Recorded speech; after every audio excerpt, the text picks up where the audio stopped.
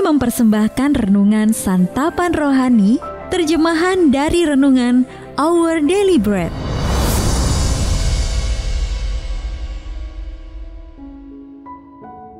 Untuk menerima notifikasi video baru kami, silakan tekan tombol subscribe dan tanda lonceng di bawah ini. Sahabat ODB, pembacaan Alkitab hari ini terambil dari Yakobus pasal yang kelima, ayat yang ke-13 sampai dengan ayat yang ke-20. Yakobus pasal yang kelima, ayat yang ke-13 sampai dengan ayat yang ke-20.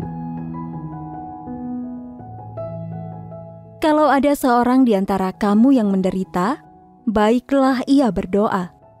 Kalau ada seorang yang bergembira, baiklah ia menyanyi.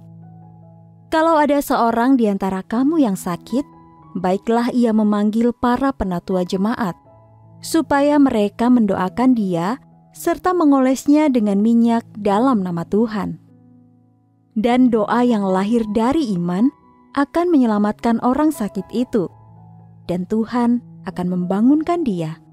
Dan jika ia telah berbuat dosa, maka dosanya itu akan diampuni. Karena itu hendaklah kamu saling mengaku dosamu dan saling mendoakan, supaya kamu sembuh. Doa orang yang benar, bila dengan yakin didoakan, sangat besar kuasanya. Elia adalah manusia biasa sama seperti kita, dan ia telah bersungguh-sungguh berdoa supaya hujan jangan turun, dan hujan pun tidak turun di bumi selama 3 tahun dan 6 bulan.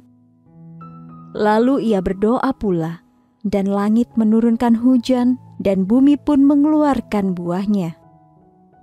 Saudara-saudaraku, jika ada di antara kamu yang menyimpang dari kebenaran, dan ada seorang yang membuat dia berbalik, ketahuilah bahwa barang siapa membuat orang berdosa berbalik dari jalannya yang sesat, ia akan menyelamatkan jiwa orang itu dari maut dan menutupi banyak dosa. Ayat mas renungan hari ini terambil dari Yakobus pasal yang kelima, ayat yang ke-16. Hendaklah kamu saling mengaku dosamu dan saling mendoakan supaya kamu sembuh. Renungan hari ini berjudul Autentik dan Terbuka, ditulis oleh Po Fang Chia. Hai Po Fang, tulis seorang teman gereja dalam pesan singkat. Untuk persekutuan kelompok kita bulan ini, yuk kita ajak semua orang untuk menerapkan Yakobus pasal yang kelima ayat yang ke-16. Kita coba menciptakan lingkungan yang saling percaya dan dapat menjaga rahasia, supaya kita bisa terbuka untuk menceritakan dan saling mendoakan pergumulan hidup kita. Saat itu saya tidak yakin harus menjawab apa. Walaupun para anggota kelompok kecil kami sudah saling mengenal selama bertahun-tahun, kami tidak pernah benar-benar terbuka dan menceritakan luka batin dan pergumulan kami kepada satu sama lain. Keterbukaan terasa menakutkan. Namun sesungguhnya kita semua adalah orang berdosa dan sama-sama mempunyai pergumulan. Kita semua membutuhkan Yesus. Percakapan yang autentik mengenai anugerah Allah yang ajaib dan ketergantungan kita kepada Kristus dapat menolong kita untuk tetap mempercayainya. Bersama Yesus, kita boleh berhenti berpura-pura memiliki kehidupan yang bebas dari masalah. Jadi saya pun menjawab, "Oke, yuk kita lakukan." Awalnya memang terasa canggung, tetapi setelah satu orang mau terbuka untuk menceritakan masalahnya, maka yang lain pun menyusul. Meski beberapa masih belum angkat bicara, tapi kami semua sama-sama mengerti. Tidak ada yang merasa dipaksa.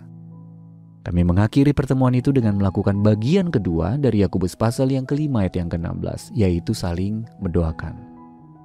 Hari itu saya mengalami indahnya persekutuan dengan saudara seiman di dalam Tuhan. Karena iman kita yang sama kepada Kristus, kita boleh terbuka kepada satu sama lain, serta bergantung kepadanya dan sesama untuk menolong kita dalam mengatasi kelemahan dan pergumulan kita. Sahabat ODB, dengan tetap bersikap bijaksana, apa yang dapat Anda lakukan untuk mendorong keterbukaan yang lebih otentik dalam komunitas gereja Anda? Lalu dengan siapa Anda merasa leluasa untuk membagikan pergumulan Anda? Mari kita berdoa. Ya Bapa, terima kasih karena Engkau telah menempatkanku dalam keluargamu, sehingga aku dapat menerima dukungan dalam upayaku bertumbuh semakin serupa dengan Kristus. Amin.